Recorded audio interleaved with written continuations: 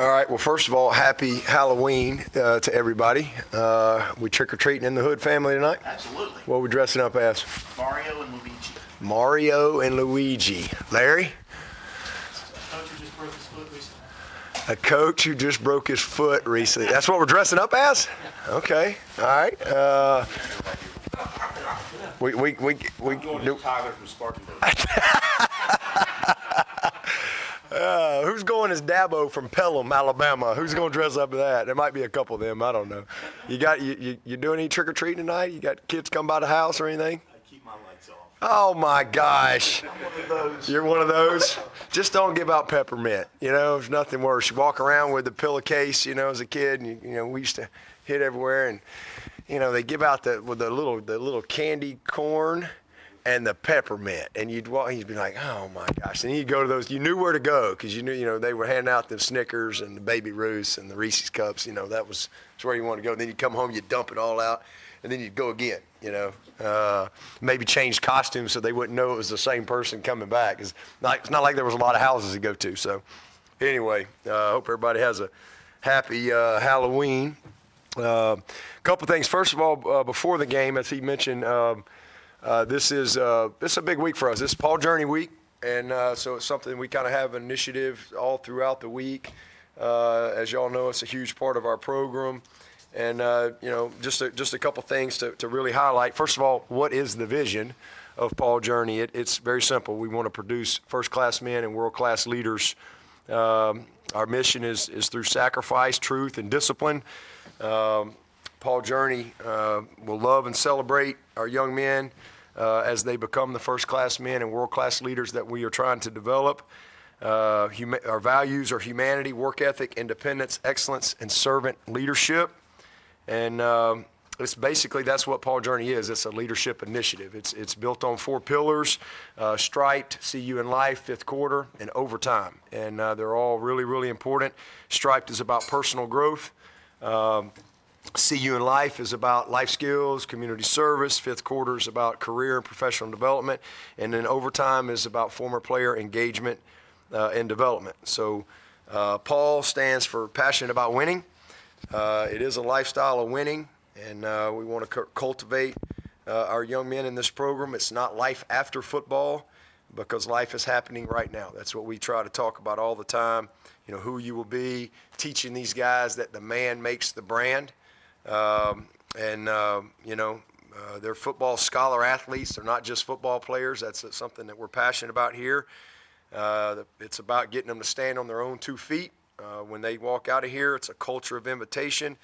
We give the Man of the Month, Man of the Year award every single year.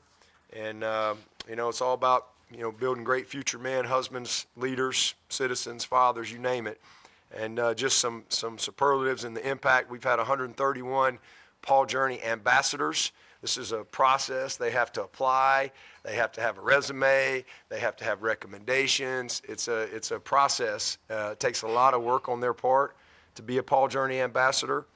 We've got 90 alumni, 41 current players as well. 98% graduation rate since I've been the coach.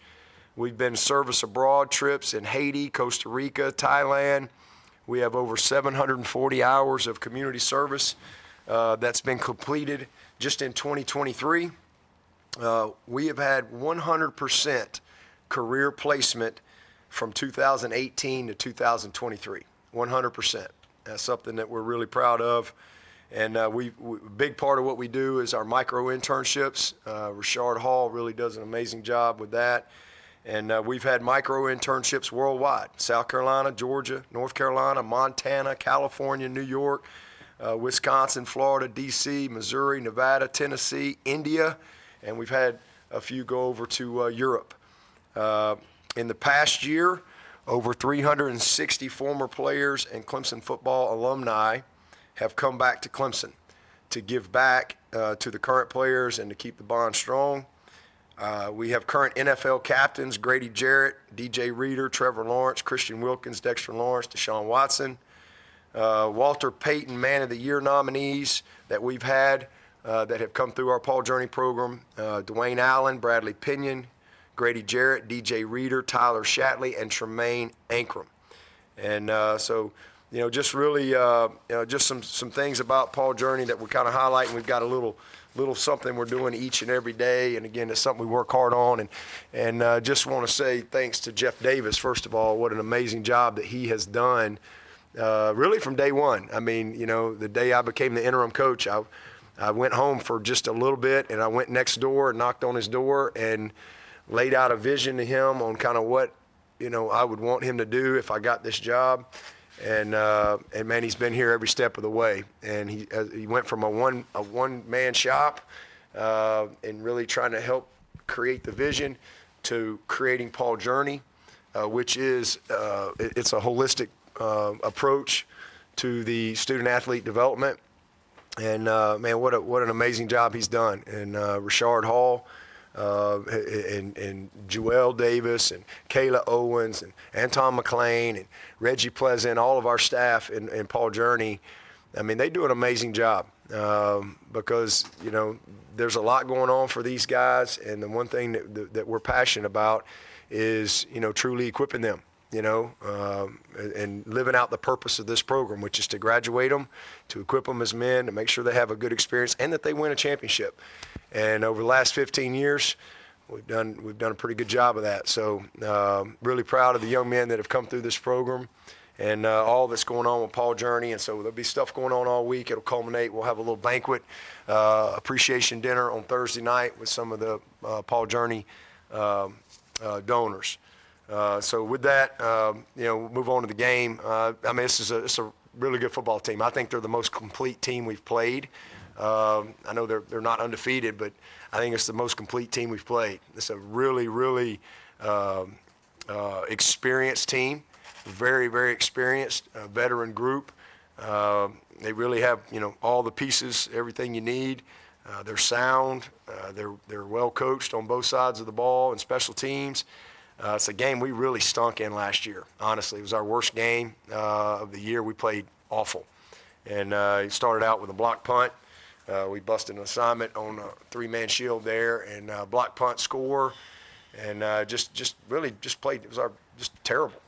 So thankful for another opportunity to go compete. But this is a really, really good football team, and I think we're a good football team as well. We just have not been able to do what we need to do, and that's the reality of where we are. But we got another opportunity this week, and it's going to be a big challenge. It starts with being able to stop the run, being able to be gap sound because what they do formationally with their formations, their bunch sets, their motions, they create extra gaps. So we got to be really disciplined. Our linebackers and secondary got to tackle well. And then offensively, they're gonna challenge you. We've got to be able to get some run game going. You got to make plays. They should have won the Ohio State game. I mean, it's crazy how they lost that game. But it's a tough football team again. That they're fun to watch on tape because they do a lot of good things that you got to do well to give yourself a chance in football. And then obviously their quarterback. I mean, he's a pro. He's pro. I mean, you watch him play, it's like, it's just, that guy shouldn't be playing college football. I mean, he's a pro. I mean, he is smooth, he's poised, he's very confident, he don't flinch, and I've seen him for 10 years now. So I got a real good understanding of who he is and a lot of respect for him. He's a great kid, but he's a pro. I mean, this guy's a really, really good football player. And the game is slow for him. He does a great job of managing the game. He knows where everybody's at. He can really, really run. He doesn't get enough credit for his ability to run and extend plays. I think they're outstanding at running back. He averaged about 5.6 a carry on us last year, so he's a tough, physical, downhill runner, but they got 3 or 4 guys that they're playing in there. I think the receivers, that's probably been the most improved part of their team. I think they've gotten better and better throughout the year.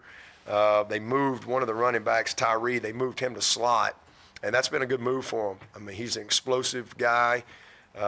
He's got, probably the second most receptions. They obviously lost the tight end. I think he was leading them in catches, but Tyree's a really good player, 83, 17. I mean, 13, the kid that's going to take 88's place is a good player, but all starts up front with them. Really good group up front.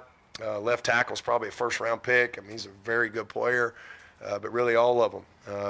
It's a very experienced group. I think they're all fourth-year players and graduates and et cetera. So be a good matchup there. And then over on the defensive side, same thing. Really, really physical, veteran linebackers, veteran guys up front. Got a lot of respect for how they play, especially 56. His dad and I were at Alabama together. Howard Cross, his dad was finishing up my freshman year at Alabama in 88, and then his dad, Howard, was a tough physical tight end, went on and played about 10, 11 years for the Giants. And watching his son, he's tough. He plays with his hands well. He's physical, but all those guys up front get after you. And got great linebackers. Really, really good at corner as well. Probably first round type draft pick there at corners also. So really good front and a good football team. And it'd be a game that if we turn the ball over, it's going to be a long day. We lead the nation in fumbles. And if we didn't lead the nation in fumbles, we'd be 8-0 if you didn't change anything else on our team. And we've had chances to overcome the fumbles. Even with that, we've had some moments to still win, and we hadn't been able to quite overcome it. So we got to find a way, somehow, some way, to grow up and grow through it and put our best foot forward. Looking forward to the fight, looking forward to the challenge. I hope everybody will show up in the Valley and get behind these guys. Season ain't over.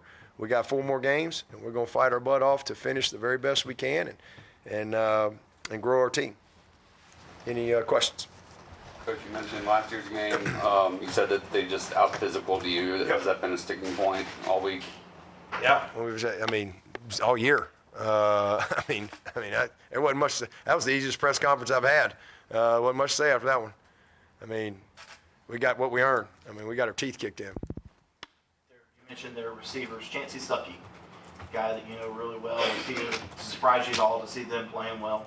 No. I told you. Chancey was one of my favorites here.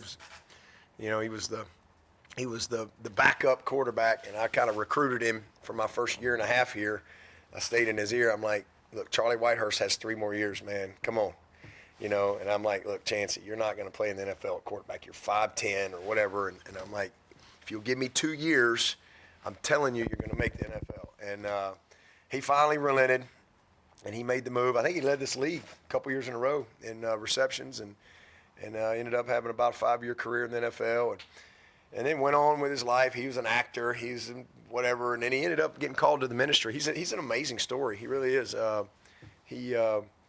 But we're playing in the national championship. Just so you know, we have done that, recently. It was January of 19. It wasn't 35 years ago, but January of 19, we were out in California, and and Chancey reached out. He was in the ministry, and I think he was 30. I think he was 36 or 37. He's 40, so he was about 36 or 37. And he wanted to come meet with me at the hotel. Now, I hadn't seen him in a while, so he came over to the hotel the day before the game, and he just said his heart was calling him to coaching. He's never coached a day in his life, and he just wanted. And I said, well, it's going to be hard. I said, well, here's the deal. If you really want to coach, you need to figure out if you really want to do it. Everybody thinks they want to coach, but you need to figure it out. I said, here's the only opportunity I got. I got a video GA spot because he was too old to be a GA, And I said, but I got a video GA spot. You're gonna have to be in grad school. And I said, and what that'll do is that'll give you a year to figure out if you really want to do it and what it's all about, because you don't even know what you don't know. There's a lot more than just what you see on Saturday. So he came in here and. I watched him early. He just Chancey's he was a captain here. He's a great player. But I told him, I said, early on, if you will give me 2 years, if you'll really commit 2 years to just learning the processes and all the things that you need to equip yourself, I said, man, you're gonna go fast in this business. And so he was a video GA, And 2 years, all of a sudden I get a call from Dave Aranda out of the blue. And he just says, look, I'm looking for a wide out guy. You got anybody? I said, you know what, I do. And I called Chancey. I said, hey, man. And so we talked about the interview process. He was scared to death. And guys never run a room, never recruited, been in football for a year and a half, and he gets hired to go be the receiver coach at Baylor. And 1 year later, I'm getting a call from, Tommy Reese. And he's like, hey, can you talk to me about Chancey Stuckey? And I'm going, what's going on? And, we talk about Stuckey, and next thing I know, he's at Notre Dame. So he's gone fast, and proud of him. He's already texted me this week, but really proud of him. He's, like I said, one of my favorites that I've had come through here, and it was a blessing to coach him, and I'm really proud. It's fun to see. I got a ton of guys in coaching that I've coached as receivers. I got guys all over the place that are coaching college ball, coaching high school ball, that have been receivers for me in particular, but also former players now since I've been a head coach. And I'm proud of all those guys. I'm really proud of him and what he's done for them.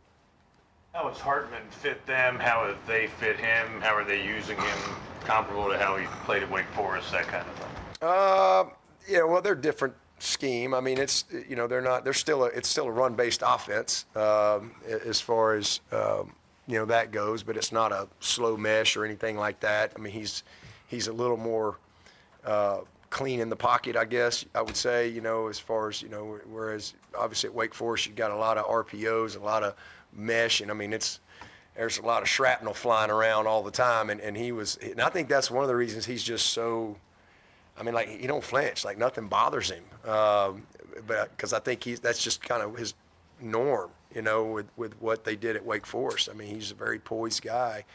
He was obviously really well coached at Wake Forest. I mean, I think they do a great job of coaching and teaching, and but probably just cleaner in the pocket is just true play action. There's as opposed to slow ride and stuff like that. A lot of boots. Really, really strong up front, and do a good job in taking shots down the field and give play action shots and things like that. Get him out of the pocket. He's a good football player. I mean, it's like watching a pro. It's like watching an NFL guy playing college football. I mean, the game is really slow to him. Good player. Coach, I'm sure the last thing you're thinking about right now is playing Stanford next year, but the ACC schedule release came out yesterday, and it did you a little bit of a favor not having to fly out west for a couple of years. Okay, yeah. Well, that's great. I'll bring it. I mean, I'm not in the weeds on all that right now, but that's exciting. Too bad I wish my man David Shaw was still there. He's one of my great friends. Love and respect him. That would have been kind of fun. But yeah, man. Hey, I'm just trying to get to Saturday. We're about Stanford. Is it next year? Yeah. All right. I think two of y'all's touchdowns Saturday came after explosive plays. As much talk as there is, justified talk as there is about turnovers and all that, how much does it help when you get a big play to sort of confidence-wise? It helps a lot because it helps you be efficient. It helps your run game. There's a lot of things that helps. I mean, and we missed, oh my gosh. I mean, we hit the big play to Stellato. Couldn't have had a better call. I mean, what a great design by Garrett there. And we get a holding call. That's a 30-plus yard gain right there. That ball's going over to the other side, right out of the gate. And, it's kind of been 2023 for us. And, Bo's competing and fighting. I mean, he held him. He didn't have to. I mean, the guy's not going to make the play. So we get a hold. It gets negated. And then we had another one, 3rd and 5. They bring pressure. And we changed the presentation, similar play, but we changed the presentation up, and we brought Bo, and it's basically a crack screen behind the line, and it's really hard. And that one's going to go for about 40. And Cade he just got to get it over the guy, and he just kind of,